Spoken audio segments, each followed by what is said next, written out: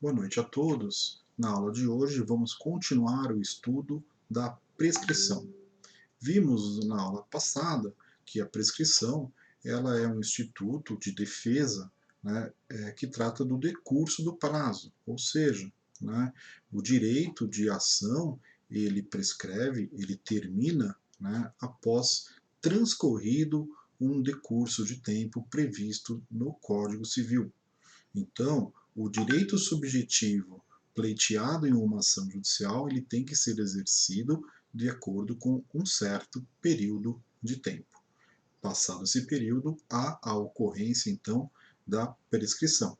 E é por isso que é um meio de defesa, na qual o devedor ele argue a prescrição, ele alega a prescrição para que o direito pleiteado naquela ação judicial seja ali não reconhecido em razão de que a parte ela não ajuizou a ação no tempo previsto ali na lei.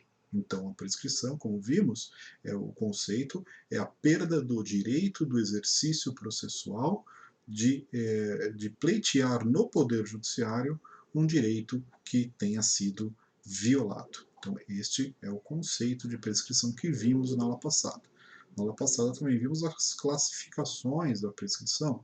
A prescrição se divide em prescrição ordinária, que é a prescrição comum, a regra geral, que toda ação prescreve no prazo de 10 anos, salvo quando uma lei ou o Código Civil estipular um prazo diferenciado para um determinado tipo de ação. E temos a prescrição especial. A prescrição especial ela é aquela prescrição que há um prazo menor do que a regra geral. Né? São prazos específicos previstos aí na lei. E a gente viu os três primeiros exemplos de prescrição especial. A prescrição de um ano, a prescrição anual, a bienal, né, que prescreve em 2 anos, e a trienal. E agora a gente vai terminar aí a matéria sobre prescrição na aula de hoje. A próxima forma de prescrição, né, o próximo exemplo de prescrição é a prescrição de 4 anos. Então, todas aquelas ações judiciais que tratam, por exemplo, da tutela, né, então, por exemplo, uma pessoa ela não tem ali a capacidade civil, é feito a realização de uma tutela, nomeado um tutor. E esse tutor ele tem que prestar contas ali da administração dos bens do tutelado. Né? Qualquer ação que trate, né, que questione a tutela, né, que questione ali a prestação de contas da administração patrimonial do tutelado pelo tutor, prescreve ali no prazo de 4 anos. Então, toda ação judicial que trata da tutela, né, tem o prazo prescricional previsto no artigo 206 do Código Civil de 4 anos, a prescrição de 4 anos. Então, essa é um outro exemplo de prescrição no Código Civil, de prescrição especial previsto no Código Civil. O outro exemplo, né, que é o último parágrafo do artigo 206, fala da prescrição quinquenal. A prescrição quinquenal, como o próprio nome diz, é a prescrição de 5 anos.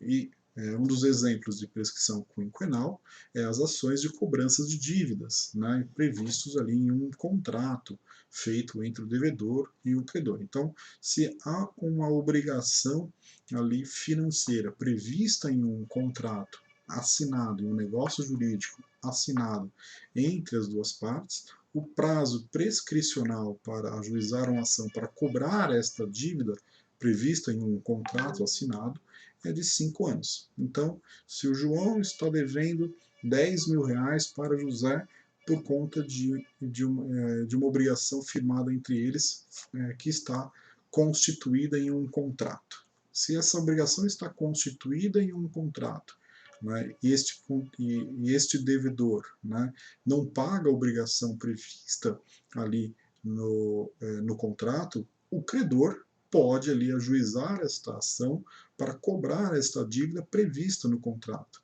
Só que ele tem que exercer este direito de ação no prazo de 5 anos. e se ele não exercer este direito de ação, neste prazo especial previsto no artigo 206 do Código Civil, ele não tem mais direito de pleitear judicialmente ali o reconhecimento do seu direito. Né? Então, a prescrição quinquenal é a prescrição de 5 anos, o prazo prescricional para ajuizar, por exemplo, uma ação para cobrar uma dívida prevista em um contrato. Então, essas que a gente viu agora são as formas de prescrição especial. Temos as 5 formas de prescrição especial previsto no Código Civil. A prescrição anual, 1 ano, a prescrição bienal, 2 anos, a prescrição trienal, 3 anos, a prescrição de 4 anos e a prescrição quinquenal de 5 anos. E a regra geral é a prescrição ordinária, que são 10 anos, conforme prevê o artigo 205. Então, com isso, terminamos a questão da classificação da prescrição. Agora, vamos ver exceções da prescrição. O que são exceções de prescrição? São formas, são situações em que a prescrição não ocorre. Via de regra, todas as ações possuem um prazo prescricional, seja especial, como vimos, seja na prescrição ordinária ou na prescrição comum, que são os 10 anos. Mas há algumas situações em que a prescrição não ocorre, ou seja, o prazo prescricional ela não se conta este prazo, uma vez que há situações em que a prescrição é exceção à regra. Então, como falei, via de regra, todas as ações elas têm um prazo prescricional, têm um prazo a ser cumprido. Mas, algumas exceções, esta prescrição ela não ocorre. Né? É o que a gente chama de exceções prescricionais. Nessas situações, como a gente falou, a lei determina que algumas determinadas ações nunca irão prescrever. Né? Por força de lei, né? Dependendo do objeto da ação discutida, a prescrição não irá correr. E quais são alguns exemplos de ações, de exceções da prescrição? Lembrando que isso são só exemplos, mas há outros previstos na lei realmente, não só no Código Civil, mas em outras legislações. Então aqui a gente vai ver algumas das hipóteses de exceção da prescrição. A primeira, as ações que tratam sobre reconhecimento de paternidade, de reconhecimento de filiação, elas nunca prescrevem, tá? Mesmo porque a gente está tratando aqui de uma situação do reconhecimento da filiação, né? Reconhecimento até de direitos hereditários. Então, todas as ações sobre reconhecimento de filiação nunca irá prescrever. Né? Isso é bastante importante, ou seja, mesmo depois de atingir a maioridade, eu quero solicitar o reconhecimento de paternidade, né? Eu posso entrar com uma ação, não há prazo para o ajuizamento desta ação. Tá? Então, as ações de reconhecimento de paternidade nunca irão prescrever. Não tem prazo para ser ajuizada essa ação. Pode ser ajuizada a qualquer momento. Outro exemplo, as ações de pensão alimentícia. Né? As ações de pensão alimentícia também nunca vão prescrever. O objeto da ação de pensão alimentícia é o valor ali, o fator monetário para a sobrevivência ali do alimentado, né? Da criança ali que precisa do valor para as suas necessidades básicas. Então, as ações sobre pensão alimentícia, da mesma forma, nunca irá prescrever. As ações sobre bens públicos também, já vimos até em direito administrativo, uma das características, um dos princípios da administração pública, né, é a indisponibilidade do interesse público, ou seja, nenhum dos bens públicos pode ser, por exemplo, objeto de uso capião.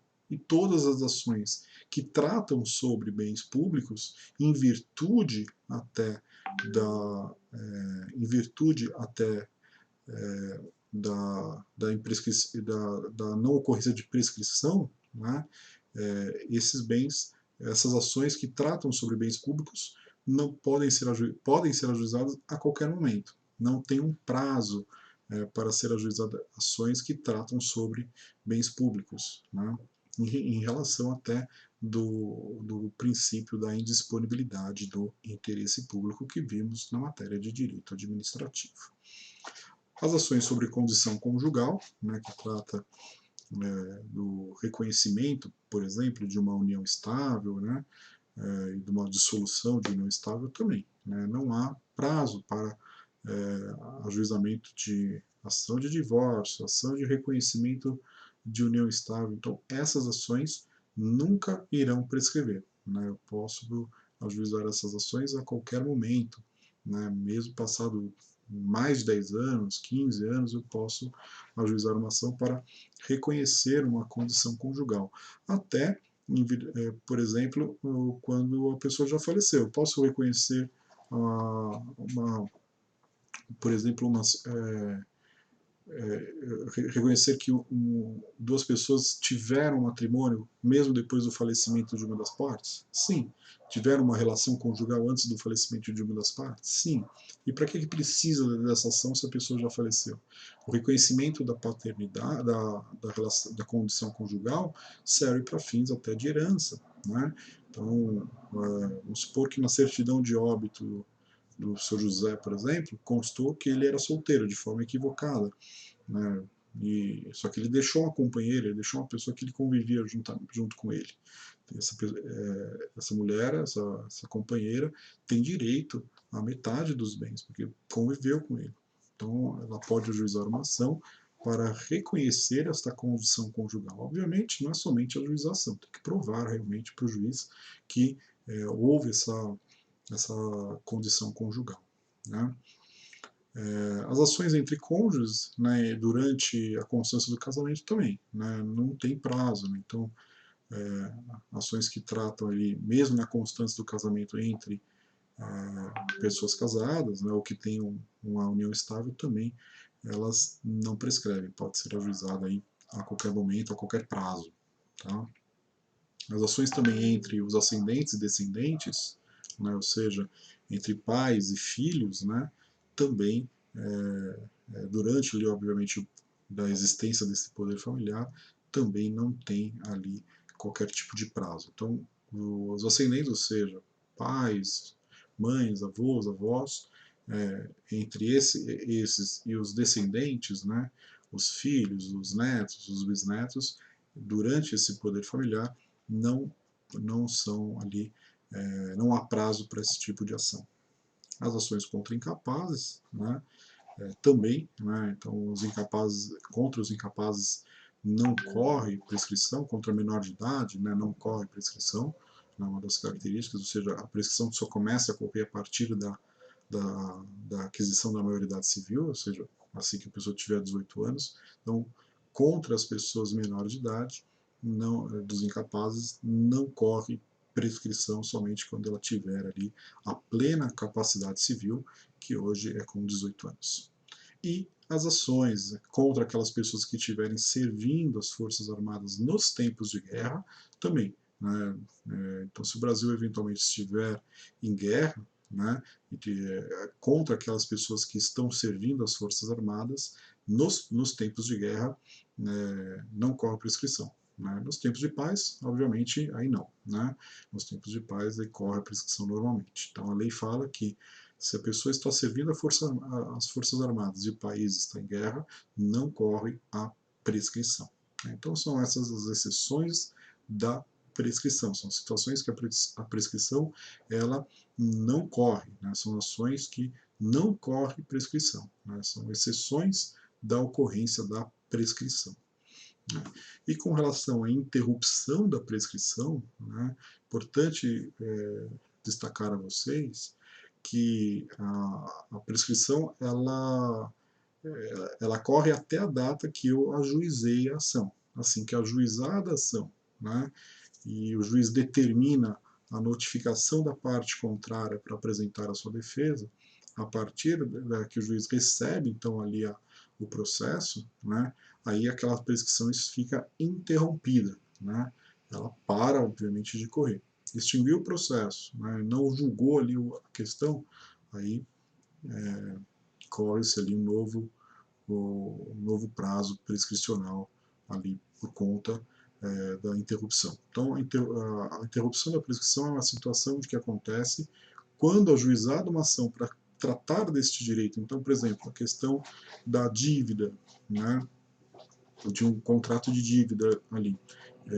Passou 4 anos e eu ajuizei a ação, esse prazo fica interrompido, né, a partir da data que eu dei entrada no meu processo perante ali o Poder Judiciário. Né? Então, dei entrada no meu processo, fica ali interrompida ali a prescrição. Né? Então, assim que o juiz determinar ali, neste processo, a intimação da parte contrária para se defender, a partir que ele então recebeu a petição inicial, né, aí sim a prescrição fica interrompida, né, por conta que foi exercido o direito de ação. Então, como vimos, o que é a prescrição?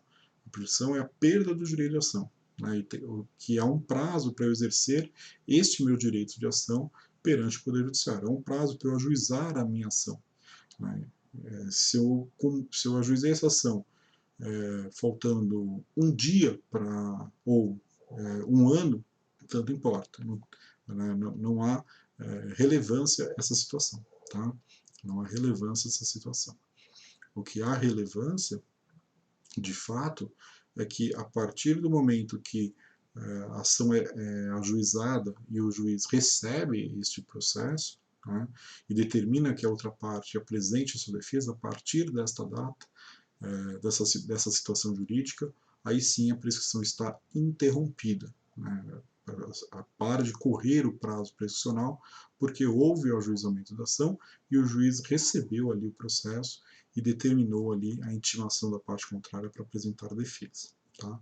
Então, essas são situações em que a prescrição não ocorre, são exceções da prescrição, e a situação em que a prescrição ela é interrompida, né, que a partir de ajuizada a ação, o juiz recebeu o processo e está interrompida ali o prazo prescricional previsto na lei, seja de 10 anos, seja de 5, 4, 3, 2 ou a prescrição anual. Então, com isso, encerramos o estudo sobre prescrição. Vimos nessas duas aulas sobre prescrição o seu conceito de prescrição, a sua classificação, né, prescrição especial e prescrição comum, né, e vimos aí as exceções da ocorrência da prescrição. Gostaria de pedir a todos que sempre frequente as aulas no Microsoft Teams para esclarecimento de todas as suas dúvidas, que também estou sempre à disposição de todos para quaisquer tipos de esclarecimentos sobre o tema da aula. Bons estudos a todos e até uma próxima oportunidade.